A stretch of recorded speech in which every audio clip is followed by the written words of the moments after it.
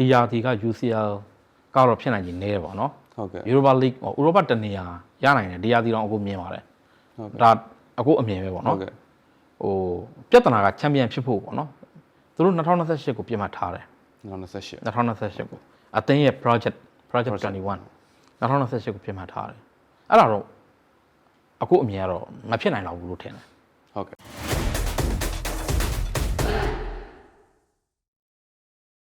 အားလုံးပဲမင်္ဂလာပါဗျာကျွန်တော်တို့ The Sports Corner နေပြီးတော့ပြန်လဲကြိုးစားလိုက်ပါရစေကျွန်တော်ရဲ့ Pocket အစီအစဉ်အပတ်စဉ်တင်ဆက်ပေးနေတာဖြစ်ပါတယ်ဒီတစ်ပတ်မှာလည်းကျွန်တော်တို့ကိုနေဝင်းညံကိုဖိတ်ကြားထားပါတယ်ဒီတစ်ပတ်မှာ Manchester United နဲ့ပတ်သက်တဲ့ဒါအချက်လက်လေးတွေဖြစ်နေတဲ့အနေအထားလေးတွေအဲ့ဒါလေးတွေအကြောင်းကျွန်တော်တို့ဆွေးနွေးသွားမှာဖြစ်ပါတယ်အကိုကြီးမင်္ဂလာပါမင်္ဂလာပါညီဟုတ်ကဲ့ United အကြောင်းလေးပြောမယ်ပေါ့နော်ကျွန်တော်တပတ်တစ်သိန်းတော့ပြောနေတာ United နဲ့ပတ်သက်ပြီးပြောရမယ်ဆိုတော့ကျွန်တော်ကနည်းနည်းလေးအရှိကိုနည်းနည်းပြန်သွားခြင်းတယ်ကိုအရှိကိုသွားခြင်းတယ်ဆိုတော့အခုခါလေးတွေကပိုအရေးကြီးတာမှန်ပါတယ်ဒီ Sir Alex နားသွားတဲ့2013လောက်ကနေဒီကျွန်တော်တို့ Ruben Amorim မရောက်လာခင်အပိုင်းခြားလေးတွေမှာအနေမြင့်အတက်ကြလေးတွေနဲ့စီမံခန့်ခွဲမှုလေးတွေပေါ့အခုအမြင်လေးတစ်ချက်ပြောပေးပါဦးSalas နားသွားတဲ့အချိန်ကနေပြီးတော့အခုဒီလက်ရှိ2025 United အသင်းအနေအထားတွေဆိုဖေးရဲ့ကတောင်းကနေပဲတကယ်ဝရုံးသုံးကဖြစ်ခဲ့တာပဲဆိုတော့ဟိုဒီလိုအသင်းမျိုးကအောင်မြင်မှုတွေကလည်းအများကြီးယူခဲ့တဲ့အသင်းဆိုတော့ expectation ကလည်းအများများတယ်အဲ့ expectation ကလည်းပြဿနာပဲ United ကကစားသမားတစ်ယောက်ပေါ့နော်ဝင်လာပြီဆိုရင်မျက်လုံးကဟိုလောလောပြန်ကန်တိုနာကိုကြီးခဲ့တဲ့မျက်လုံးရိုနေကိုကြီးခဲ့တဲ့မျက်လုံးအခုကစားသမားကိုကြီးလိုက်အဆင်မပြေဘူး ranking ကိုမြင်ခဲ့ရတဲ့စိတ်ဓာတ်မျိုးပေါ့နော်အခုကစားသမားတွေကြီးလိုက်အဆင်မပြေဘူး Ronaldo တို့ Case တို့ David Beckham Post ကိုတသိန်းလုံးကကန်တိုဝင်နေကြီးပဲအဲ့နေရာမှာဟိုနောက်ထပ်မျိုးဆက်တစ်ခုပေါ့နော်မျိုးဆက်တစ်ခုဖြစ်တဲ့အချိန်မှာလဲဘာပြော Ronaldo တို့ Rooney တို့ Michael Carrick တို့ Ferdinand Vidic Patrick Evra အစရှိသဖြင့်ပေါ့လေသူတို့ကလည်းကန်ဝင်နေကြီးပဲအဲ့တော့သူတို့ ਨੇ ရှင်ပြီးတော့ကြည့်ခံရတဲ့အခါမှာအဲ့ဒီကစားသမားတွေက Salas Ferguson နဲ့အတူကန်ကောင်းတာကဒုတိယမျိုးဆက်ဟာ Salas Ferguson ပထမမျိုးဆက် Salas Ferguson ဒုတိယမျိုးဆက်ဟာ Salas Ferguson ဖာဂီနာပြီးနောက်ပိုင်းမှာကျတော့အသင်းကဟို David Moyes လက်ထဲကိုရောက်သွားတာအကွာစပြီးတော့နှစ်မျိုးတာပေါ့နော်ဟုတ်ကဲ့ဒါတော့ဒီဖာဂီလဲသူ့ recommend တွေလည်းပါတာပေါ့သူတော့ပိုကောင်းတာလိုချင်ခဲ့မှာပါပဲသူ pub တို့ပါလည်းသူကြိုက်ခဲ့တာပဲထားပါတော့နောက်ဆုံးဒီ Scotland သားဖြစ်တယ်ပြီးတော့သူထွက်တဲ့အချိန်မှာသူနဲ့ Arsene Wenger ပြီးရင် Premier League ရဲ့တက်တန်းအရှိဆုံးလည်းဖြစ်တယ်ငိန်လဲငိန်တယ်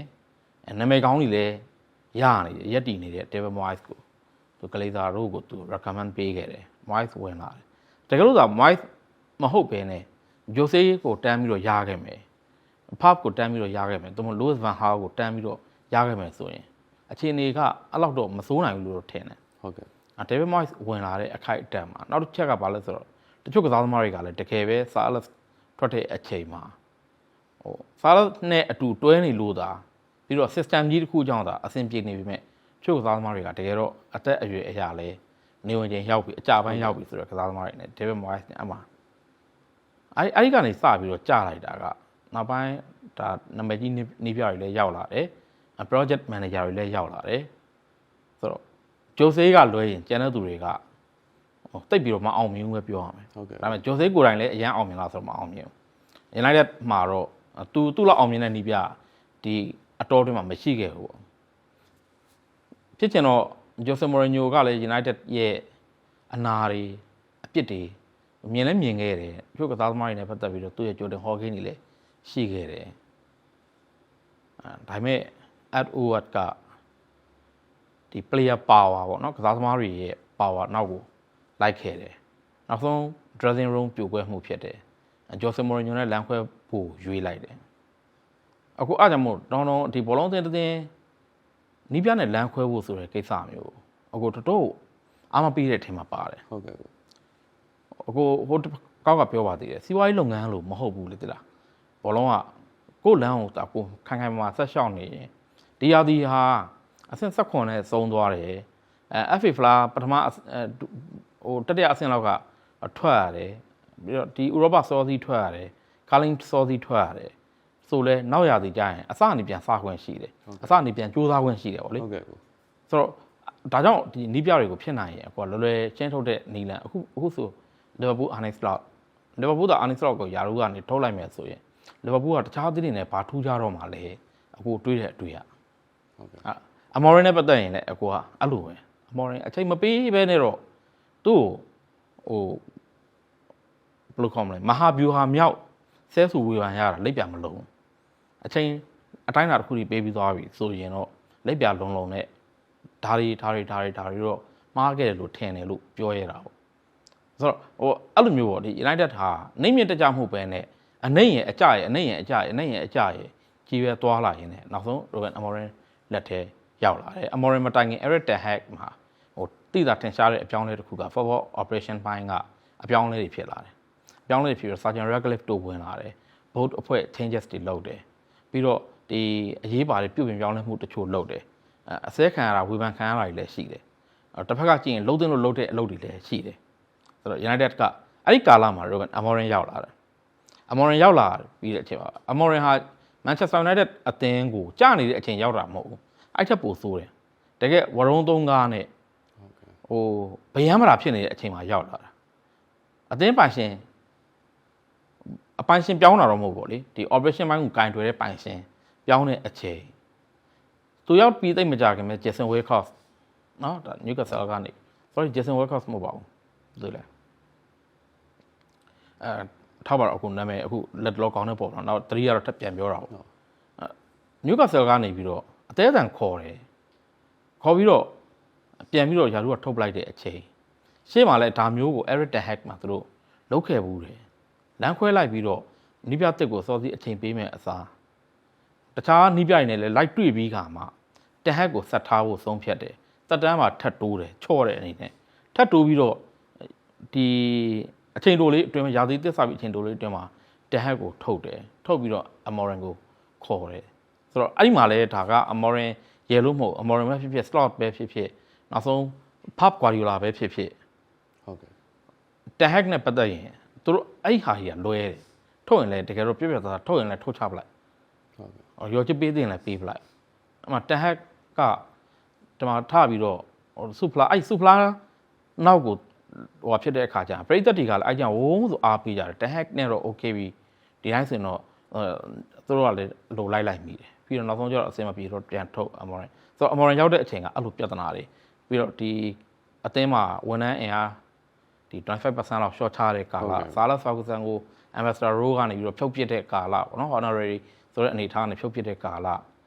တခြားလဲဟိုပြုတ်ပြင်ပြောင်းလဲမှုတွေလုပ်တဲ့ကာလတွေပေါ့အဲ့ကာလတွေမှာသူရောက်လာပြီးတော့တချို့အပိုင်းတွေလည်းကောင်းတာတွေလည်းကောင်းတယ်အသုံးစရိတ်တွေတော်တော်ရောကျသွားတယ်လစာတွေတော်တော်ရောကျသွားတယ်အဲ့ဒါတွေကတော့သိတာတင်ရှားတဲ့တိုးတက်မှုတွေအကွင်းတွင်းမှာလည်းဒီ Amorim ရောက်လာတဲ့ပြီးခဲ့တဲ့ယာတီပေါ့ယာတီကအစတော့မဟုတ်ဘူးပေါ့နော်သူ့အတွက်ယာတီကြိုမရှိခဲ့ဘူးပေါ့ယာတီအစကနေပြီးတော့ယာတီကုံအထိသွားတော့အခါကျတော့ Premier League မှာအဆင်မပြေဘူးဒါပေမဲ့အဲ့ဒီယာတီအတွင်းမှာပဲ Europa League Final ရောက်တာကိုတွေ့ခဲ့ရတယ်ပြီးတော့ Liverpool ကိုနိုင်တာတို့ Manchester City ကိုနိုင်တာတို့အဲ့ဒါတွေကလည်း Anfield နဲ့ Etihad နဲ့တူတယ်နိုင်တဲ့ပွဲတွေမြင်ခဲ့ရတယ်အခြားတစ်ဖက်မှာလည်းဒီ Grandsby လို့အသင်းမျိုးကိုရှုံးတာတို့ဘာတို့ညာတို့အဲ့ဒါမျိုးတွေလည်းမြင်ရတယ်မြင်ရပြီမဲ့ထားလိုက်တော့အဲ့အသင်းဟာ Erik ten Hag အတွက်လူဝဲခေါ်ထားတဲ့အသင်းသူကဒီရုပ်တရက်ရောက်လာပြီးတော့အမှန်ဒီအသင်းမှာရှိတဲ့ကစားသမားတွေက wide areas တွေမှာကျင်လည်တဲ့ကစားသမားတွေဘေးစီးကိုကပ်ပြီးတော့ကစားကြတယ်အခုကနာချို6စီးမှာကစားသလိုပဲပေါ့ပြီးတော့ဒီဘက်မှာဆိုလဲဟိုဘယ်လိုခေါ်မလဲဆိုတော့ Marcus Rashford တို့ Jadon Sancho တို့အစရှိသဖြင့်ပေါ့ကစားသမားတော်တော်များများဟာအတွင်းကိုတော့ cut inside လုပ်တယ်ဒါပေမဲ့သူတို့ရဲ့ဟိုစတဲ့တဲ့နေရာကဘေးစီးနားမှာကစားခြင်းနဲ့ဒီ central zone သို့မဟုတ် half space မှာကစားခြင်းက sense တွေမတူကစားသမားတူက Marcus Rashford ကိုအခုအချိန်မှာအဲ့လိုမျိုး half space row ကိုကစားခိုင်းကြည့်သူဒုက္ခရောက်မှာပဲဘာကြောင့်ဒုက္ခရောက်မလဲဆိုတော့ဘေးစီးမှာကစားရတာကဒီဘက်အချမ်းရန်သူမရှိဘူးဟုတ်ကဲ့ဒီဘက်အချမ်းမှာတော့ရန်သူကဟိုသူ့ပဲအာရုံစိုက်ရမှာသူကတော့အရေးအတွက်တစ်ယောက်လည်းဖြစ်မယ်နှစ်ယောက်လည်းဖြစ်မယ်သူ့ရဲ့လုပ်ရည်ကိုင်ရည်အပေါ်မူတည်ပြီးပြိုင်ပွဲအသင်းနီးပြကစိုးရိမ်မှုအပေါ်မူတည်ပြီးတော့ဆိုတော့ဒီအနေအထားတွေရှိလိမ့်မယ်ဒါပေမဲ့ half is ကိုဝင်လာပြီ Marcus ခွန်ညာတို့ကစားတဲ့ပုံစံကြတော့အဲ့လိုမဟုတ်တော့ဘူးခွန်ညာတို့ကညာမှာလည်းရန်သူရှိနိုင်တယ်ဘယ်မှာလည်းရန်သူရှိနိုင်တယ် ဆိုတဲ့ပုံစံမျိုးဒါပေမဲ့အဲ့ညာရောဘယ်ရောကနေပြီးတော့ဟိုလိုဒီလိုလွတ်ထွက်သွားနိုင်တဲ့အားသာချက်လည်းရှိတယ်တယောက်နဲ့တယောက်ကမတူကြဘူးပေါ့ဆိုတော့3-4-2-1ကစားတယ်ဒီ Rashford ကိုကနာချိုးလို့နဲ့သူတိတ်အဆင်မပြေဘူးဒါပေမဲ့ဒီလိုပဲအောင်အီးပြီးတော့သွားခဲ့ရတယ်ပေါ့အဲ့တော့ဒီ2025-26ຫນွေပေါ့နော်ဒါပေမဲ့မနေ့ကအဲ့ဒီအသင်းဟာမစိုးဘူးလို့ပြောလို့ရတယ်တိုင်းတာတစ်ခုထိပြီးတော့2025-26ခေါ်ယူမှုတွေကမှန်ကန်တယ် Okay ခေါ်ယူမှုတွေကတကယ်သူက inside forward role ကိုကြိုက်တယ်အဲ့ကစားသမားတွေက inside forward ကစားနိုင်ကြတယ် Brian Mbeumo တို့ Matheus Cunha တို့အဲ့မှာအခုတော့ဒီ Sononi နော်အရင်တော့က Mercedes ရဲ့ဒီ data အပိုင်းမှာ hard လုပ်ခဲ့တာ ဟုတ်ကဲ့ Manchester United ကိုသူရောက်လာတယ် Manchester United data team ရဲ့ဦးဆောင်သူဖြစ်လာတယ်ဦးဆောင်သူဖြစ်လာပြီးနောက်မှာသူခေါ်ယူမှုတွေကြည့်လိုက်တဲ့ခါကျရင် Sunderland နော်အခုသူအခုဒါ၄ယောက်ပဲခေါ်ရသေးတယ် ဟုတ်ကဲ့ Lemans ကိုခေါ်ထားတယ် Mbeumo ခေါ်ထားတယ် Benjamin Sesko ကိုခေါ်ထားတယ် Matheus Cunha ခေါ်ထားတယ်နောက်တစ်ယောက်ရှိတယ်9ယောက်ပေါ့အဲ9ယောက်မှာ4ယောက်ဟာတော်တော်လေးအဆင်ပြေတယ်ဆိုတော့ဒီနှုံးအတိုင်းသာဆက်သွားရင် United ရဲ့နောက်ပိုင်းခေါ်ယူမှုတွေဟာအဓိပ္ပာယ်ရှိလာမယ်နောက်တစ်ချက်ကအဓိပ္ပာယ်ရှိလာမယ်ပြီးတော့တကယ်လိုအပ်ချက်တွေဖြစ်လာနိုင်တယ်ပို့ပြီးတော့ထိရောက်လာနိုင်တယ်အသင်းကပို့ပြီးတက်လာနိုင်တယ်လို့တော့တွေးလို့ရတယ်ဒါပေမဲ့အခုအချိန်မှာကအဲ့လောက်ထင်သလောက်မရောက်သေးဘူးအဲ့ဒါဆိုရင်အခုအနေနဲ့ဒီနီးစနစ်ပိုင်းမှာအမော်ရင်ရဲ့ဒီသူ့ရဲ့ structure ပေါ်မှာခေါင်းမာမှုကိုကိုဘယ်လိုမြင်လဲဘာကြောင့်လဲဆိုတော့နီးပြတစ်ယောက်ကဒီလောက်ထိဒီကစားကွက်တစ်ခုကိုကင်ပြီးတော့ဒါမှမရရင်မလုပ်ပါဘူးထုတ်ရင်ထုတ်ပလိုက်ဆိုတဲ့ဟာမျိုးဒါကတော့စကားနည်းနည်းပူတာလဲပါတာပေါ့ကွာဒါပေမဲ့ဘာဖြစ် strong ဖြစ်တယ်ပေါ့နော်သူ့ရဲ့ခံယူချက်ကအဲ့လောက်ထိခံယူချက်ပြင်းပြတဲ့နီးပြမျိုးဒီကစားကွက်တစ်ခုကိုစွဲနေအောင်ကင်မယ်ဆိုရင်နီးပြမျိုးကျွန်တော်တိတ်ပြီးတော့မတွေ့ခဲ့ဘူးပေါ့အဲ့ပေါ့အခုရဲ့ဒါသူ့ရဲ့ determination နဲ့သူ့ရဲ့ဟာကအသင်းပေါ်ရိုက်ခတ်မှုရှိနိုင်လားဒါမှမဟုတ်အဲ့ဟာပဲအသင်းတော့ကောင်းကျိုးဖြစ်နိုင်လားဆိုရင်အဲ့နှစ်ချက်လေးမှာဘယ်လိုမြင်လဲပေါ့အခုတော့အဲ့ဒါကအခု short term long term ခွဲပြီးတော့ပြောအောင်ပေါ့ short term အနေနဲ့အဲ့လိုမျိုးဘယ်လိုခေါ်မလဲဆိုတော့ဒီအပြောင်းအလဲတစ်ခုကို in game adjustment ကိုရရတင်းတင်းမလုပ်ဘဲနဲ့သွားနေတာမျိုးဆိုမကြိုက်ဘူးဟုတ်ကဲ့မကြိုက်ဘူးတပွဲချင်းအနေနဲ့ဥပမာအဖြစ်အခုနောက်ဆုံး Everton ကိုရှုံးတဲ့ပွဲမျိုးမှာနံပါတ်1အမားကကိုစောစီကစားသမားတူအသာရနေဘာကြောင့် back 3လိုနေအောင်ပါလဲတယောက်ထုတ်ပြီးတော့ attack တိုက်စစ်အပိုင်းကိုထပ်ဖြည့်လို့ရသွားပြီဟုတ်ကဲ့နောက်အဲ့ဒါတစ်ချက်နောက်တစ်ချက်က Everton ဟာ sit and deep လုံနေပြီစုပြုံပြီးတော့ခံစစ်ကစားနေပြီအဲ့တော့ဘာကြောင့် force 9ကစားနေတာလဲဇက်စီကအဲ့ဒီပြဿနာမျိုးကို game တော့သူမပြင်နိုင်ဘူးအဲ့ဒါမပြင်နိုင်ဘူးဆိုတာကမပြင်ကျင်တာလည်းဖြစ်မယ်ဒီတိုင်းတစ်ချိန်ချင်းတော့ဂိုးရမှာပဲလို့ယူဆတာလည်းဖြစ်မယ်ဒါတွေကအကိုတို့မသိနိုင်ဘူးဒါပေမဲ့အကိုအမြင်ကတော့ဇက်စီပြဿနာပို့ဆိုးတယ်ဇက်စီ United မှာ Benjamin Sesko မရှိဘူးပေါ့ကွာဟုတ်ကဲ့မရှိဘူးဟိုအထောင်တိုက်စစ်မှုအတွက်စစ်3ရက်သူမရှိလဲဇက်စီရဲ့အနေအထားနဲ့တိုက်စစ်မှာပြန်မစင်းခိုင်းမဲ့3ရက် Force 9 ဆန်ဇက်စီသားနေတဲ့ပုံစံသိမလားကွင်းလက်ထိစင်းလာဟိုချိတ်တီချိတ်ခုတယ်တက်သွားတယ် Fellaini လိုကစားနေတယ်ဇက်စီဟာโอเคသူ့အားတန်ရာကအဲ့လိုဖြစ်ခဲ့တဲ့ဆိုရင်တော့မှဒီပွဲကတော့နီးရွာပိုင်းလိုအပ်ချက်ရမက်ဂရာယာတော့မှလိုအပ်ရင်တိုက်စစ်မှုတက်ကစားသေးတာပဲအခုပြောချင်တာဇက်စီတိုက်စစ်ကနေမလုံးဝမစင်းတဲ့သူခိုင်းရတော့မယ်ဘာကြောင့်လဲဆိုဟိုကစုပြုံပြီးတော့ပိတ်ဆို့နေတဲ့အတင်းကိုသူကအောက်ကိုဆင်းလာပြီးတော့ Force 9 ပုံစံလှုပ်ရှားတာကြီးကဘာမှအဆင်မပြေဘူး theory အရဆိုသူ့343ဟာကစားသမား3ယောက်အနောက်မှာရှိနေတဲ့3ယောက်ဟာဘောလုံးကို risk မလိုဘဲနဲ့ AACC passing နေပေးလို့ရပြီအဲ့ဒီအပေါ်မူတည်ပြီးတော့ကွင်းလယ်ကခြောင်လာပြီးတော့ box midfield ကနေတော့တယောက်ကတော့တက်သွားလို့ရပြီ wing backs တွေဟာအရှိကိုအဆက်မပြတ် pressure ပေးလို့ရပြီZZ ကအဲ့ဒီ zone မှာကျင်လည်ပြီးတော့ vertical channel တွေကိုဖော်ထုတ်ပေးနိုင်ပြီဒါ theory အရတကယ်ကွင်းထဲမှာအဲ့လိုမဖြစ်ဘူးအဲ့တော့အဲ့ဒီအချိန်မျိုးတွေမှာ तू ဟာကောင်းပါတယ်ပေါ့ဟုတ်ကဲ့နောက်တစ်ခုကဟို433ပြောင်းလိုက်တော့ဘာဖြစ်လဲပေါ့4231ပြောင်းလိုက်တော့ဘာဖြစ်လဲပေါ့ဆိုတော့အဲ့ဟာဟိုကတပွဲချင်းအနေနဲ့ဆိုဝေဖန်စရာရှိမယ် long term အနေနဲ့ကြတော့ဒါမကောင်းတယ်မဟုတ်တော့ဘူးသူ့ရဲ့အမှုအကျင့်မမှုတည်တယ်အမော်ရင်ကတကယ်တော့လူတွေထင်ထားသလိုပေါ့နော် technicians တို့မဟုတ်ဒီ tactical ဘိုင်းဦးစားပေးနေပြမှုသူကအမော်ရင်ဟာ energy အသားပေးနေပြပြီးတော့တိုက်ရိုက်ခိုက်ရိုက်အသားပေးနေပြ fighting spirit အသာပြီးနေပြဒါကြောင့် तू က3421ကိုပြောမနေနဲ့အဲ့ဒါဘာမှမဟုတ်ဘူးဆို तू ခဏခဏပြောတယ်သူ့အတွက်ကဒါပြဿနာဖြစ်နေတာမဟုတ်ဘူးကစားသမားတွေရဲ့ဘောစာလောင်စိတ်ကပြဿနာဖြစ်နေတာသူ့အတွက်ကအဲ့ဒီစာလောင်စိတ်မိသွားတဲ့အချိန်တွေဆို United ကဘာကစားခွင့်နဲ့ကစားကောင်းနေတယ် result တွေကောင်းတယ်ခြေစွမ်းကောင်းတာအခုမြင်လဲမြင်ရတယ်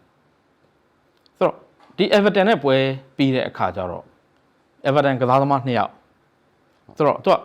ဘယ်လိုပြောမလဲဆိုတော့ဟို assist ပေါ့နော် United ဟာ Cometic assist ရသွားတာပေါ့ဟိုဘက်ကကြီးစရာဖြစ်ရက်ကနေပြီးတော့ကိုဂိုးရဖို့အတွက်အခွင့်အရေးရလိုက်တာပေါ့ဟုတ်ကဲ့ဟိုဘက်ကဒီ Idrissa Gueye က Michael King ကိုပေါက်ပုတ်လိုက်တယ်ရိုက်လိုက်တယ်ဆိုတဲ့ကိစ္စဟာဂိုးဖန်တီးမှုဖြစ်သွားပြီးတော့ United ကဂိုးသွင်းရမှာဆိုတဲ့အနေအထားဖြစ်သွားတာပေါ့အဲ့လိုအနေအထားမျိုးနဲ့ပတ်သက်ပြီးမေးတဲ့အချိန်မှာသူပြောတဲ့စကားတချို့တော့ကိုသဘောကျတယ်ရန်ဖြစ်တယ်ဆိုတာတိုက်ခိုက်ကြတယ်ဆိုတာအသင်းပေါ်တွေတိုက်ခိုက်ကြတယ်ဆိုတာတကယ်တော့မကောင်းဆိုပေမဲ့သူတို့ဟာဘောလုံးဆုံးတာကိုတယောက်တယောက်မကြည်နပ်တဲ့အတွက်တိုင်ဘက်ကိုအခွင့်အရေးပေးလိုက်ရအောင်မကြည်နပ်တဲ့အတွက်သူတို့ဖြစ်ခဲ့ကြတာငါကစားသမားတွေမှာငါအဲ့ဒါကိုလိုချင်တာဆိုတော့ဘာလဲဆိုတော့ United ဟာbody language အရာလဲတခါလေကျ body language ဟာကွင်းတွင်း tactics တွေဖြစ်နေတတ်တယ် body language ကမင်းဒီနေရာကိုမနေဘူးလားကွာဆိုတော့အခုတော့လက်ဝဲမှာဆိုရင်ဒီလေးမြင်ဘူးလားတော့မသိဘူးကလက်ဝဲပွဲတွေမှာဆိုရင်ဒီပြရေခဲတုံးတွေခြေထားတဲ့ရေခဲတုံးတွေကင်ပြီးတော့ဒီဒူးနဲ့တိုက်ရမှာဆိုတော့အဲ့ရေခဲတုံးကင်ထားတဲ့ရေခဲတုံးတွေနဲ့ဒီတိုင်းလေးပြောရင်မင်းဒူးတိုက်ရမှာလို့ပြောရင်ကောင်းတဲ့ကိုမဝင်တဲ့အခါကျတော့အဲ့ရေခဲတုံးတွေကိုကင်ပြီးတော့ဒူးကိုမင်းအဲ့ဒူးကိုသုံးရမှာဆိုတော့အဲ့ဒူးကိုအေးတယ်ခက်ပြင်းပြင်းလေးပုတ်တယ်ခေါင်းထဲကိုအဲ့ခံစားမှုရောက်သွားတယ် body language ဟာတခါလေကျရင် tactics ပဲအဲ့တော့ထားပါတော့ Van Dijk ကနေတော့မင်းဒီကိုထိန်းရမှာ Bruno Fernandes ကမင်းအဲ့ကိုသွားရမှာဆိုတော့ဟာမျိုးကအပြောခံရတဲ့သူကိုခေါင်းထဲကိုဝင်သွားစေတယ်တခါကျတော့တချို့ကစားသမားတွေကကစားနေနဲ့မျောနေတာရှိတယ်ထုံနေတာရှိတယ်မတွေးတော့တာရှိတယ်ဘောလုံးလိုင်းလှုပ်ချင်တိုင်းလှုပ်နေတာရှိတယ်ဆိုတော့ तू ကအဲ့လိုမျိုးဟာကိုလိုချင်တာဒါပေမဲ့ Manchester United ကစားသမားတွေက Bruno Fernandes ကလွဲရင်ကျန်တဲ့သူတွေအားမရှိဘူး Casemiro လိုကစားသမားမျိုးတောင်မှ AC ပဲတခြားသူမှာလည်း AC ပဲဆိုတော့ Amorim က Bruno ကိုအဲ့ဒါကြိုက်တာ United ပရိသတ်တွေက Bruno ကိုအဲ့ဒါမကြိုက်ဘူး Amorim က Bruno ကိုအဲ့ဒါကြိုက်တာသူလိုချင်တာအဲ့ဒါကစားသမားတွေတယောက်ညင်းခုန်နေရမယ်ရန်ဖြစ်နေရမယ်အဲ့ဒီခါကျတော့ဘာဖြစ်လဲဆိုတော့ခေါင်းထဲကိုတချို့ထုံနေတဲ့အပိုင်းတွေလေးနေတဲ့အပိုင်းတွေအရေးပြောသွားပြီးတော့ဟုတ်တော့လဲဟုတ်တာပဲငါလောက်အောင်ပါပဲဆိုတဲ့အတိဝင်သွားတယ်နောက်တစ်ခုကရှက်စိတ်မာနအဲ့ဒီအရာတွေနဲ့တူအဲ့အလုပ်ကိုလုပ်ဖြစ်လာကြတယ်အခုပြောချင်တာဘာလဲဆိုတော့ Amorim ဟာ tactics အသားပေးနှီးပြမဟုတ် tactical base မဟုတ်ဘူး energy base ဟုတ်ကဲ့အဲ့ energy base ဖြစ်တဲ့အတွက်အဲ့ energy ကိုသာလှုပ်ရင်းနဲ့မှမကောင်းဘူးဆိုရင် तू ထွက်ရင်လည်းထွက်သွားမှာ तू အခု energy ကိုမရောက် तू ကစားသမားတွေကို तू ဖြစ်စေခြင်းနဲ့အဲ့အသင်းလိုက်စိတ်တက်အဲ့ energy ကို तू မရဘူးဖြစ်လို့ तू လည်းအားမလို့အားမရဖြစ်နေတာအခုကလည်းအမှန်တိုင်းပြောအဲ့ဟာကိုစောင့်နေတာ Amorim ကိုမထုတ်သင့်သေးပါဘူးဆိုအခုခဏပြောတယ်ဒါပေမဲ့အဲ့ဒါစပြောရင်တော့ short term အနေနဲ့ long term အနေနဲ့အခုခွဲပြောတာ short term အနေနဲ့ကြတော့ဒါကြီးကတော့ဒူတာပေါ့ဒါကြီးကတော့လိုတာပေါ့အခုအမြင်နော်ဟုတ်ကဲ့ Amorim တကယ်ဒူတာတို့လိုတာတို့မဟုတ်ဘူးအခုအမြင်ကိုပြောတာဒီဟာတော့ဒီတယောက်ရော့နေတဲ့အတင် back 3နဲ့ကစားနေတာကြီးတော့ဒါကအခုတပွဲချင်းကိုပြောတာဒါပေမဲ့ long term အနေနဲ့လူတွေကလည်းအခုပြောတာတွေကိုတချို့တွေနားထောင်ကြတဲ့အခါကြတယ် Amorim ကိုထောက်ခံပြီးတော့ Amorim ကိုထွက်စေခြင်းပြီးတော့မဟုတ်ဘူးအခုအစီမှာကို principle နဲ့ကိုရှိတယ်ဟုတ်ကဲ့တပွဲချင်းမှာပြောစရာရှိတယ် long term အနေနဲ့ကြတော့ तू ဟာ tactician မဟုတ်ဘူး तू ကဒီ 3421 အပေါ်မူတည်ပြီးတော့အဲ့လိုလည်းမဟုတ်ဘူး तू က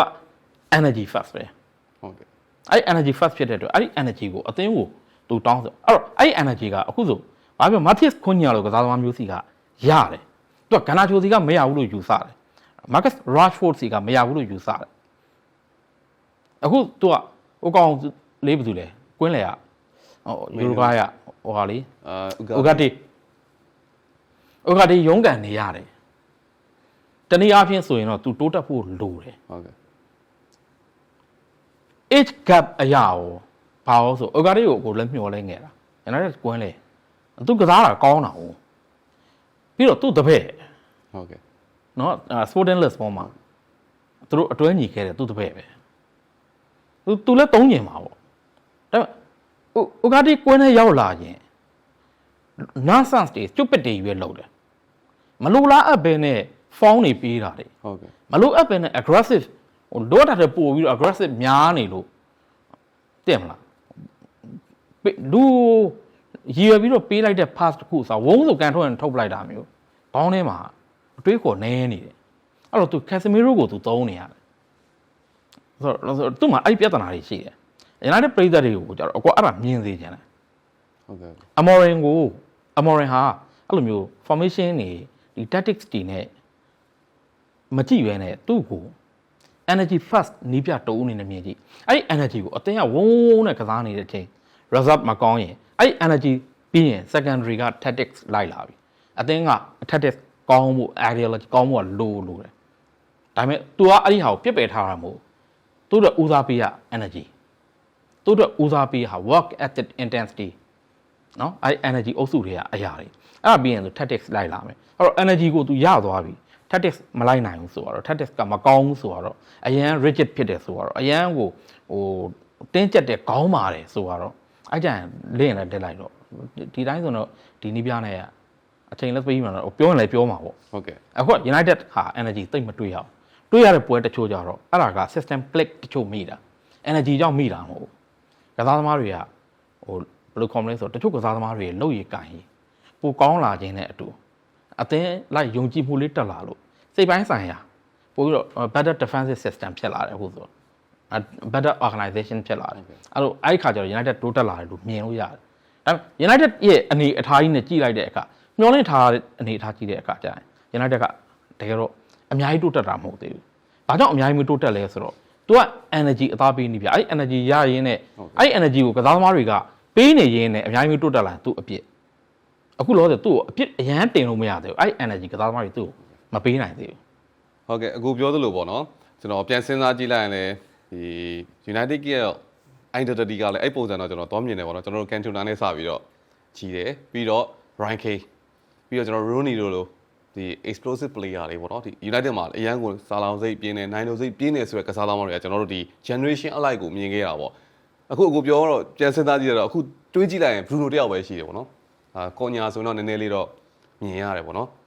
ကျန်တဲ့သူတွေကအေးတယ်ညီအေးတယ်ဟုတ်တယ်ခက်အေးပဲအေးတယ်တကယ်ပြောတာသူတို့တိုက်ခိုက်လို့စိတ်နဲတယ်ဟုတ်သူတို့ခြေသွမ်းနေလည်းကောင်းကြပါတယ်သူတို့အတိုင်းအတာနဲ့သူလည်းရှိကြတယ်လို့ရကန်ရင်လည်းရှိတယ်ဒါပေမဲ့သူတို့အေးတယ်တကယ်အေးတယ်မဟုတ်အဲ့လိုမဟုတ်တကယ်တော့သူလိုချင်နေတာအခု तू ကဘယ်လိုပြောမလဲဆိုတော့တခြားအသင်းကိုတိုက်ခိုက်ဖို့နံပါတ်1တခြားအသင်းကိုတိုက်ခိုက်နိုင်ဖို့ဆိုတာအရေးအကြီးဆုံးပဲလေတခါတိုင်းမဲ့အသင်းအပေါ်မှာတိုက်ခိုက်အပြည့်နဲ့တိုက်ခိုက်ဖို့ကအရေးကြီးဆုံးကို तू မြင်ထားတယ်တစ်အချက်အဲ့ဒါ तू မရဘူးအဲ့နည်းနည်းလေးထက်လျှော့လိုက်မယ်ကို့အသင်းပေါ်ချင်းချင်းအဲ့လိုမျိုးပြောဆိုဝေဖန်ပြီးတော့တုံဆိုတယောက်နဲ့တယောက်ဖြစ်နေတဲ့တကယ်ကြီးထထိုးတဲ့အဆင့်တော့မဟုတ်ဘူးပေါ့ကွာဟုတ်ကဲ့ဟုတ်နော်အဲ့လောက်ထိတော့ဖြစ်လို့မရဘူးဒါပေမဲ့တယောက်နဲ့တယောက်အငင်းတွေပွားနေရမယ် tactics ပိုင်းမှာKevin De Bruyne 2-0နဲ့9နေပဲ David Silva နဲ့ပြဿနာတွေတက်နေတယ်ကွင်းထဲကအထွက်အညီတို့အခုမြင်ခဲ့ဘူးမှာပေါ့ဟုတ်ကဲ့ဆိုတော့ကို့အသင်းပေါ်အချင်းချင်းလဲအဲ့ဒါမရှိဘူးအဲ့အခုတော့ထက်လျှော့လိုက်မယ်ကိုရောတိုက်ခိုက်ရဲ့လားကိုအရင်ပွဲကကစားခဲ့တာကိုပြီးခဲ့တဲ့လကကစားခဲ့တာနဲ့ပြန်ချိန်ပြီးတော့ပိုကောင်းအောင်ကစားမယ်ဆိုတော့ကိုတိုက်ခိုက်လို့စိတ်တော့ရှိရလားဆိုအဲ့ဒါမှမရှိဘူးဆိုရင်နိပြအလုပ်လုပ်ဖို့ခက်သွားပြီသူကောင်းတယ်မကောင်းဆိုတာဝေခွဲမရတော့အဲ့တော့ဝေနမောရင်ကမကောင်းလည်းဖြစ်နိုင်တယ်ကောင်းတယ်လည်းဖြစ်နိုင်တယ်ဟုတ်ကဲ့သို့တော့သူလိုချင်တဲ့ပုံစံမရသေးဘူးဆိုတော့အကိုသိတယ်ဟုတ်ကဲ့သူလည်းအဲ့ဒီဟာကိုတစ်ဖက်မှာပြောနေမယ်အကိုအမင်ပေါ့နော်ဒီ English journalist တွေတော့အဲ့ဒါကိုမရိပ်မိကြဘူး tactics အကြောင်းပဲပြောနေကြရင်အခုကစက်ကိုမဖတ်တော့နားမထောင်တော့မကြည့်တော့ဟုတ်တယ်ဒီ3ဘတ်နဲ့အစင်မပြေတာတွေဒါတွေပဲပေါ့တကယ်တော့ Amorim အဓိက dot shot ဒီ trades လိုက်ကြီးသူပြောတဲ့စကားတွေအခုဝါသနာအဲ့ဒါကိုအခုအမြဲအဲ့ဒါအခု notes လေးနဲ့အခုခဲတဲ့နေတော့သူအဲ့ဒီဟာကိုသွားနေတာ Manchester United ကအခုအချိန်မှာ Premier League ရဲ့ရိုးရိုးရှင်းရှင်းနဲ့ပုံပွင့်လင်းလင်းနဲ့တဲ့ပဲပြောမှဆိုရင်နံပါတ်6သို့မဟုတ်နံပါတ်9အကောင်းဆုံးအသင်းဟုတ်ကဲ့နော်သူတို့ထပ်ပိုကောင်းတဲ့အသင်းဟာ9သင်းသို့မဟုတ်6သင်းရှိတယ်ဟုတ်ကဲ့အခြေအနေအရရက်ကနေပြီးတော့တဘောကလူပိုတောက်လာမျိုးပဲဖြစ်စေသို့မဟုတ်ကစားဟန်ပို့ပြီးတော့အထိုင်ကျနေလို့ပဲဖြစ်စေသူတို့က6ခွန်ထက်ကျော်ရင် United ဟာတိုးတက်တယ်ဟုတ်ကဲ့နော်အခုတရားသေးကိုတို့ကြည့်တာပေါ့6ခွန်တက်ကြရင်သူတို့မအောင်မြင်လို့ပြောလို့ရတယ်ဟုတ်ကဲ့အဲ့လို6ခွန်အခုကဒီဟွာတွေကနေပြီးတော့စပြီးတော့ Premier League စတဲ့အချိန်ကလေးကစပြီးတော့အဲ့လိုအဆင့်6ခွန်အသင်းတွေရဲ့ average ကိုအခုကိုယ့်အကိုတွက်ကြည့်တယ်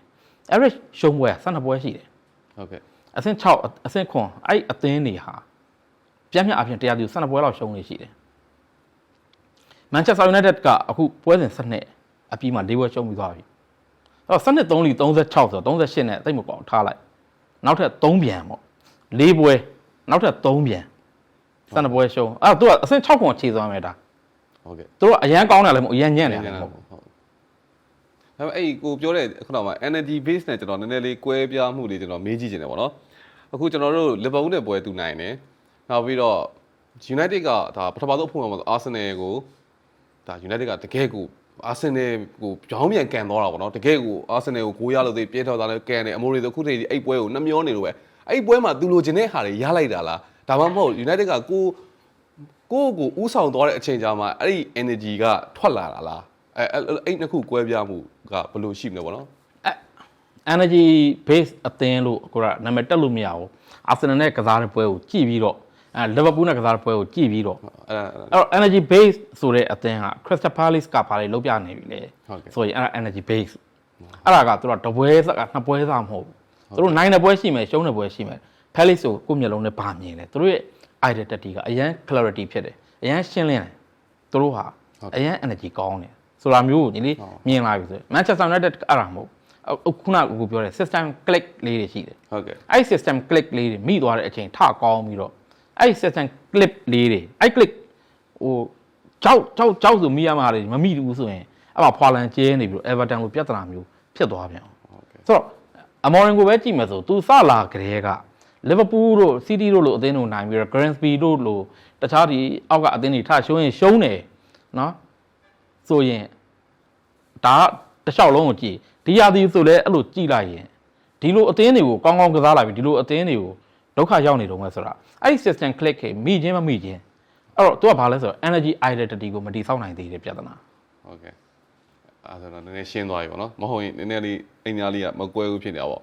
အဲ့ဆို Ruben Amorim နဲ့ဒီကျွန်တော်တို့ရဲ့ဒီ plan တွေမှာရောအခုပြောတာတော့တော်တော်များများပြည့်စုံနေပါပြီဘာကြောင့်လဲဆိုတော့မေးစရာမင်းကနည်းနည်းရှားသွားဒီတိုင်းဆိုရင်ရောအဆင်ပြေမဲ့အချိန်ကအကိုပြောလို့ဘယ်အချိန်ထိဆောက်အောင်ပါလဲဒီကစားသမားတွေကိုဒီသူ့ရဲ့ဒီ leadership skill နဲ့လက်ရှိ United ရဲ့လူစင်းနဲ့ကောတိဆောက်လို့ရပါအောင်မလားဆိုတဲ့မိကုန်းရှိလာပြီပေါ့နော်အကိုကရနိုင်တယ်လို့မြင်တာဟုတ်ကဲ့အကိုကရနိုင်တယ်ဒါပေမဲ့တခုရှိတာကအကို Amorim မရောက်ခင်တည်းက Amorim အောင်မြင်မဲ့နီးပြမဟုတ်ဘူးအောင်မြင်မှာမဟုတ်ဘူးအောင်မြင်မဲ့နီးပြမဟုတ်ဘူးလို့မဟုတ်စကားလုံးအတုံးလုံးလွဲအောင်ဆိုတော့ဟိုဘန် Amorim ဟာ Manchester United မှာအောင်မြင်မှာမဟုတ်ဘူးလို့မြင်တာကအဲ့ဒီအသင်းရဲ့ထိုင်ကုန်ပူပြီးတော့ဖိအားပူအဲ့ expectation အပူအဲ့ဒီအပူတွေအဲ့တဘိုးတွေကြောင့်ထမ်းထားတဲ့တဘိုးတွေ United နီးပြဖြစ်လိုက်ပြီဆိုအော်တိုထမ်းထားတဲ့တဘိုး၄ချောင်းရှိတယ်တော့မွေးရပါလာတယ်လို့ပဲမဟုတ်အခုအဲ့ဒါအကျေမပြောသေးဘူးနောက်တော့ညီလေးနဲ့ထပ်ပြောမယ်ဟုတ်ကဲ့တဘိုး၄ချောင်းရှိတယ် United နီးပြဖြစ်လိုက်ပြီဆို Real Madrid နီးပြဖြစ်လိုက်ပြီဆိုရင်ကျန်တဲ့အသင်းတွေအဲ့လောက်မဟုတ်ဘူးကျန်တဲ့အသင်းတွေအဲ့လောက်မဟုတ်အဲ့ဒါကျန်တဲ့အသင်းတွေကညံ့တယ်လို့ United ကကောင်းလို့မဟုတ်ဘူးဒီအသင်းတွေကသူတို့ရဲ့ဖြစ်တည်မှုသူတို့ရဲ့ဟိုတိဆောက်လာတဲ့အရာတွေအရာသူတို့မှာတဘိုး၄ချောင်းရှိတယ် Amorim ဟာလေအဲ့တဘိုး၄ချောင်းကိုထမ်းနိုင်မှာJose Mourinho ကလည်းအဲ့တဘိုး၄ချောင်းကိုထမ်းနိုင်မှာဘယ်သူလာအကိုကအဲ့ဒါကြောင့်မို့မလွယ်ဘူးလို့ပြောတာဒီနီးပြကောင်းတယ်မကောင်းဘူးပြောတာမဟုတ်ဟုတ်ကဲ့အဲ့တော့အခုဆို Amorim ကိုမထုတ်သေးဘူးလားဆိုတဲ့အတန်နေဟုတ်ဆိုတော့3-4ပွဲလောက်ကောင်းရင်ဒီနီးပြကိုအထိမခံဘူးကွာ3-4ပွဲလောက်ပြန်ဆုံးရင်မထုတ်သေးဘူးလားကွာဆိုတော့အဲ့ဒီ bipolar ပေါ့ပြောမယ်ဆိုနော်အဲ့ဒီဟာတွေကိုနီးပြတူဦးအနေနဲ့ခံစားရတယ်တော်တော်ခက်တယ် ဆိုတော့အမော်ရင်ဟာအခုအမြင်ပြောရရင် United မှာမအောင်မြင်နိုင်ဘူးဆိုတာကအဲ့လောက်အချိန်ရမှာမဟုတ်ဘူးထင်လို့ပဲ ဟုတ်ကဲ့ အဲ့ဆိုရင်အချိန်ပေးတင်လားဆိုအခုကလုံးဝပေးတင်တယ်အခုဖြစ်နိုင်ရင်300ရာသီအခုဒီရာသီအဆင့်8 9နဲ့ပြီးသွားတယ်နောက်ရာသီဆက်ကိုထားစီခြင်းသေးတယ်အဲ့ဒါက United ပရိသတ်တွေကိုအခုကကျင်းထဲတာမဟုတ်ဒါအခုစိတ်ထဲမှာဒီနည်းပြရှိနေသေးတယ်ငါတို့အသင်း Champions League ဝင်ခွင့်အတွက်ဆိုတာမျိုးမဟုတ်တကယ်တိုးတက်လာကြီးရှိလို့သွားနေတဲ့အခုတချို့တော့ဒီခြေလမ်းနေပေါ့နော်အခုဆို scouting network အတွက်ဆိုရင်ဒါ Brighton မှာ Chelsea မှာတောက်လျှောက်လက်တွဲခဲ့တဲ့2ယောက် Available နဲ့ပြီးတော့သူတို့အပေါ်မှာ1ယောက်အဲ့လိုညီသွားတာတွေဟိုတွေ့ရတယ်ပြီးရင်တခါဟို data ပေါ့နော်ဒီ driven နဲ့ဒီ data scouting နဲ့ data line ဆိုင်ရာပေါ့ကွာပြောမှဆိုအဲ့အတွက်ဆိုရင်တကယ်လူကောင်းတယောက်ကြားထားတာတွေ့ရတယ်နောက်ပိုင်းကျ United ရဲ့ခေါ်ယူမှုတွေကအခုဆိုထားပါတော့ Elliot Anderson သူတို့တန်း100ဆိုတော့ပေးမယ်ကွာခေါ်မယ်ဆိုတော့ဖြစ်လာတယ်ဈေးတော့နည်းနည်းပိုများကောင်းများမယ်ဒါပေမဲ့ခေါ်သင့်ပါတယ်ဈေးတော့နည်းနည်းများမယ်နော်ခတ်တာကဘာလဲဆိုတော့ Casemiro ကအများကြီးသုံးလို့မရတော့ဘူးလေဟုတ်ကဲ့အခုတော့တိတ်မရခြင်းမရတော့ဟုတ်ဆိုတော့ Ogate ကလည်းရောက်မလာဘူးလေဖြစ်မလာဘူးလေဖြစ်မလာဘူးဆိုတော့ဥပမာတစ်ဖက်ကိုကြည့်လိုက်တော့ Arsenal ကိုကြည့်လိုက်တော့ဟာဆိုပြီး Mandy တို့ Declan Rice တို့ Ibrahim Eze တို့ဟုတ်ကဲ့ Mikel Merino စင်ကစားအောင်မလား Ethan Nwaneri ဝင်ကစားအောင်မလားChelsea မှာလည်းရှိတယ်နော်ကြီးလေ Chelsea မှာလည်း Moises Caicedo Enzo Fernandez အပြင်ကိုဘာပြော Lavia တို့ဆိုတော့သူကလည်းသူ system မိတာအားကိုရမယ်အခုတော့ Andre Santos ဆိုတော့ဟုတ်ကဲ့ဆိုတော့ဝင်ယူပေါ့နော်အဲ့ဝင်ယူကရော့နေတယ် Bruno Fernandes ကလည်းအဲ့နေရာသူ့နေရာမဟုတ်ဘူးဆိုတော့အဲ့လိုအနေထားမျိုးမှာထားပါတော့ Bruno Fernandes သူက intelligent type ပါပဲသူ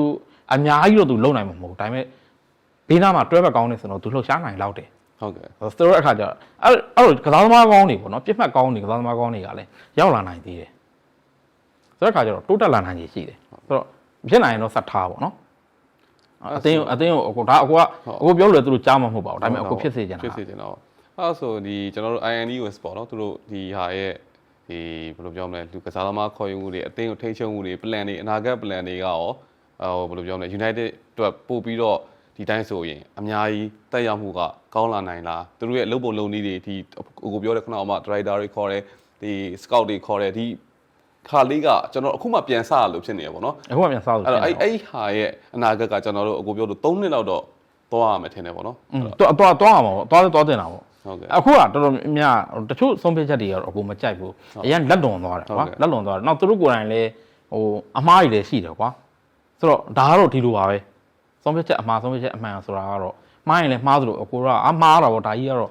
ပြောသလိုမှန်ရင်လည်းမှန်တယ်ပြောတာပေါ့နော်ဒါပေမဲ့ခြုံကြည့်လိုက်ရင်ကလေးစားထက်တော့စနစ်ကြတာတော့အမှန်ပဲလေဟုတ်ကဲ့နော်ဒါတကယ်ပြောတာပါဆိုတော့သူတို့လည်းဟိုသူ့နဲ့သူဖြည်းဖြည်းနဲ့အခုဆို Sergeant Ratcliffe ရဲ့အသင်းအပေါ်မှာသူဝင်ပြီးတော့ဟို big decision တိုင်းကိုကနေပြီးတော့ big decision တချို့ကိုအဲ့ရနေမှာတချို့ကနေမှာသူခုဆိုပို့ပြီးတော့နဲလာပြီသူဟိုလှုပ်เสียရှိတဲ့သူတွေဒါပို့ပြီးတော့လှုပ်လာကြပြီဆိုတာမျိုးလဲအခုတို့မြင်နေရတာပဲဟုတ်ကဲ့ United ကချိန်ပေးတင်ပါတယ်ချိန်ပေးတင်ပါပါကျွန်တော်တို့ United အခုဒါ Palace နဲ့ပွဲမကစားခင်ပေါ့နော်အခုတို့တရားရိုက်တော့ Palace ကိုရှုံးပြီးသွားရှုံးခဲ့တယ်ဆိုတော့နော်မနေ့ပြန်ကစားမှာဟုတ်မနေ့ပြန်ကစားမှာကစားမှာရှုံးခဲ့တယ်ဆိုတော့ထွက်တော့ဆိုတဲ့အတန်နေအဲ့မှာ Palace ကနေတော့မနှစ်ကမေတုန်းကလို့ 4-0 နဲ့ကစားရင်ထွက်တော့ဆိုတဲ့အတန်နေညံနေမှာပဲအကိုကတခုပဲမလာရောမိစီနေလို့ပဲအကိုကပြောကြတယ်ဆက်ချအဲ့တော့သူလိုချင်တဲ့ပုံစံအတွက်တချို့ကစားသမားတွေကတင့်တော်မှုမရှိဘူးနောက်ဆုံးဒါအကိုအရန်ကြိုက်တဲ့ Bruno တော့တင့်တော်မှုမရှိဘူးဒီ energy အတွက်ဆိုရင် game အတွက်ဒါပေမဲ့တခြားကစားသမားတွေစီကနေသာရရင် Bruno ရဲ့ intelligence ကြောင့်သူ့ကိုအဲ့ energy အကြောင်းသိမစဉ်းစားဘဲနဲ့တခြားဟာတွေအတွက်လောလောဆယ်အကိုပြောသလိုခိုင်းကစားတယ်စုကစားတယ်ဟောက်ကစားတယ်သူပဲရှိတယ်သူကလိုအပ်တာထက်ပိုတာပါလဲဆိုတော့ဒီ referee ရဲ့ every decision တိုင်းကိုအဲ့တော်ညှောင်းနေလို့တချို့အရာတွေမှာသူ့ကြောင့်နဲ့သူ့ကိုတွေမကောက်တခြားအသင်းပေါ်တွေကိုပါလောက်တော့ဒီဟာတွေက လူတွေ human psychology မှာ defensive mechanism တွေရှိတယ်လေ ဟုတ်ကဲ့ ။တိုင်းနေမှာလည်းရှိတာပေါ့ ဟုတ်ကဲ့ ။သူ့ကိုကြည့်မရနဲ့သူ့ကိုရွတ်ချင်တာနဲ့လှုပ်လိုက်တဲ့ဟာမျိုးတွေပြီးတော့ဒါကြီးကတကယ်ကောင်းဆောင်လည်းမဟုတ် तू က captain ကောင်းလည်းမဟုတ်ကောင်းဆောင်ကောင်းလည်းမဟုတ်ဘူး။တဲ့တော့ तू ကခြေစွမ်းကောင်းတယ်သူ။ဒါပေမဲ့ထားပါတော့အခုပြောချင်တာက Casemiro ဆိုရင် तू မတက်တာလို့အောင်းကြီးသုံးနေရတာ Bruno Fernandes ကြတော့ထုတ်ပြလို့မရလို့တိုက်စစ်မှာတက်သုံးချင်တာပေါ့ဒါပေမဲ့တခြားတွဲစရာမရှိတော့အနောက်ကိုဆွဲချထားတယ်အဲ့တော့ right wing back က Ahmed Diallo မကစားတင်ဘူးလေတကယ်တော့ ဟုတ်ကဲ့ ဒါပေမဲ့မကစားတင်ဘူးဆိုပေမဲ့အခုချိန်မှာကစားအတင်ဆုံးကသူပဲ ဟုတ်ကဲ့ သူကစားမှ United ကစားပုံကြွတာသူနဲ့ဒီအန်ဘူးမုံနဲ့ညာချမ်းကမှအဲ့အချိတ်ဆက်လေးကမှကြီးလို့ကောင်းတာဆိုတာမျိုးဖြစ်နေတာကျန်တဲ့နေရာတွေကစိတ်လှုပ်ရှားစရာမပေးနိုင်ဘူး ဟုတ်ကဲ့ အဲဆိုတဲ့အခါကျတော့ဟိုတကယ်တော့အခု Odegaard ဝင်ချလာတယ် Tottenham Hotspur နဲ့ပွဲမှာ ဟုတ်ကဲ့ ဒီလိုဘာမှမလုပ်နိုင်တော့ဘူးလေမလုပ်နိုင်ဘူးဆိုတာလိုက်မကတ်နိုင်ဘူးလေခန်းစစ်အလုပ်ကိုသူတစ်ချိန်လုံးလိန်ခံနေရတယ်လေလိန်ခံပြီးတော့ဟိုကအမဂိုးတွေရသွားတယ်ဆိုတာမျိုးတော့ရှိတာပေါ့ဒါပေမဲ့အဲ့ဒါကြောင့်ပြောတာတချို့အရာတွေကသူ့အနေနဲ့လိုအပ်ချက်တွေရှိသေးတယ်အသင်းမှာလဲဒါပေမဲ့အခုလူခေါ်ပုံအရာဆိုရင်ခွန်ညာရောက်လာတယ်ဘန်ဂျမန်ရှက်စကိုရောက်လာတယ်ပြီးတော့မေဂျာရဲကဆိုရင်ပေါ့နော်ဒီအန်ဘူးမိုရောက်လာတယ်နောက်တစ်ယောက်ဘာလို့လဲဆန်လမန်စ်ရောက်လာတယ်မှန်တယ်အဲ့လိုမျိုးနောက်ထပ်3-4ယောက်လောက်လဲမှန်မှန်ကန်ကန်လေးရောက်လာမယ်ဆိုဖြည်းဖြည်းနဲ့ ဒိုကူလို့ ဆင်ပြေသွားမှာပေါ့ အဲ့တော့ကျွန်တော်တို့ဒီဟိုဘယ်လိုပြောမလဲUnited future plan ပေါ့ကွာနောက်ဆုံးကတော့ future plan ပေါ့ကျွန်တော် United ကလက်ရှိမှာ fan base အကောင်းဆုံးလက်ရှိဘယ်လောက်ပဲရှုံးနေကျွန်တော်တို့ fan base ကလည်းမကျသွားဘူးကျွန်တော်ပုံရိပ်ကြတော့လည်းအကြီးဆုံး social media တွေမှာလည်းအဟော့ဆုံးနောက်ပြီးတော့ကျွန်တော်တို့လက်ရှိဆိုရင် training infrastructure တွေပါပြန်ပြီးတော့ကောင်းလာတယ်အဆင့်မြင့်လာတယ်ကွင်းကလည်းဒီသိန်းလောက်ထိစတဲ့ကွင်းလုံးမယ်ပေါ့နော်အဲ့ဒါတွေကတော့ဒါကွင်းပြင်အောင်မြင်မှုတွေပေါ့ဒီကွင်းတွင်းအောင်မြင်မှုတွေကွင်းပြင်အောင်မြင်မှုတွေထက်ကွင်းတွင်းမှာအောင်မြင်မှုရဖို့ဆိုရင်လက်ရှိကျွန်တော်တို့10စုနှစ်တခုကြော်သွားပြီ12နှစ်ရှိသွားပြီအဲ့အနေထားကနေ United ဒီတိုင်းဆိုရင်နောက်ထပ်ဘယ်နှစ်လောက်စောက်ရမယ်လို့ထင်တယ်အခုဒီလက်ရှိသွားနေတဲ့လမ်းကြောင်းနဲ့ဆိုရင် United ကပြန်ပြီးတော့ဥရောပကိုဝင်ရဖို့လွယ်ပါတော့မှာ ညီလေးဥရောပဝင်ခွင့်ရဖို့ကတော့အကိုကတော့ဒီယာတီက UCL ကတော့ဖြစ်နိုင်ကြီးနေတယ်ပေါ့နော် ဟုတ်ကဲ့ Europa League ဥရောပတနေရာရနိုင်တယ်ဒီယာတီတော့အကိုမြင်ပါတယ် ဟုတ်ကဲ့ ဒါအကိုအမြင်ပဲပေါ့ ဟု နော် တ်ကဲ့ ဟိုပြဿနာကချန်ပီယံဖြစ်ဖို့ပေါ့နော်သူတို့2028ကိုပြင်မှတ်ထားတယ် 2028 ကိုအသင်းရဲ့ project 21 2028ကိုပြင်မှတ်ထားတယ်အဲ့ဒါတော့အခုအမြင်ကတော့မဖြစ်နိုင်တော့ဘူးလို့ထင်တယ် ဟုတ်ကဲ့ ဆိုတော့ United ဟာစူပလာတွေရဖို့အောင်မြင်အရင်လို super power ပေါ့နော်ဥရောပရဲ့ထိပ်ဆုံးတန်းကိုပြန်ရောက်ဖို့ကတော့ဒါက Amorim နဲ့ဒီ United လူအစ်စ်တွေဟိုထက်ရောက်လာမယ် Amorim ရဲ့ကစားကွက်နဲ့အန်ဝင်နဲ့ဆိုတိုင်းလဲအဲ့ဒါပြောလို့မရဘူးလေတခြားအသင်းတွေရက်နေရမှာမဟုတ်တာ ဟုတ်ကဲ့ နော်ဆိုတော့ဒါတော့ပြောလို့မရဘူးဒါပေမဲ့စိန်ခွန်နိုင်စွမ်းရှိပြီလား UCL ကိုလည်းစိန်ခွန်နိုင်စွမ်းရှိတယ်ဒီ Premier League ဘလောက်လည်းစိန်ခွန်နိုင်စွမ်းရှိတယ်ဒါပေမဲ့မရလိုက်ဘူးဒါဆိုအောင်မြင်တယ်လို့ယူဆတယ်အကိုကအဲ့အောင်မြင်မှုကတော့ရောက်နိုင်ခြေရှိပါတယ် ဟုတ်ကဲ့အဲဆိုကျွန်တော်တို့အဲ့ဒါကိုပဲစောင့်ကြည့်ရမှာပေါ့နော်ဘာဖြစ်လို့ United ကိုကျွန်တော်တို့ကပြန်လာဖို့တကယ်ကိုလိုချင်တဲ့သူတွေပါဘာလို့လဲဆိုတော့ United ဒီလိုမျိုးဖြစ်နေတာကိုကျွန်တော်ဆိုတခြားပရိသတ်တယောက်အနေနဲ့ဆိုမကြိုက်ဘူးဗျာဘာကြောင့်လဲဆိုတော့ဥရောပမှာဒါ Manchester United မပါဘူးဆိုတဲ့အနေအထားက Europa League မှာပဲဖြစ်ဘယ်မှာပဲဖြစ်မပါဘူးဆိုတဲ့အနေအထားကလည်းဒီအဆင်မပြေဘူးပေါ့နော်ကြည်ရတာကျွန်တော်တို့လည်း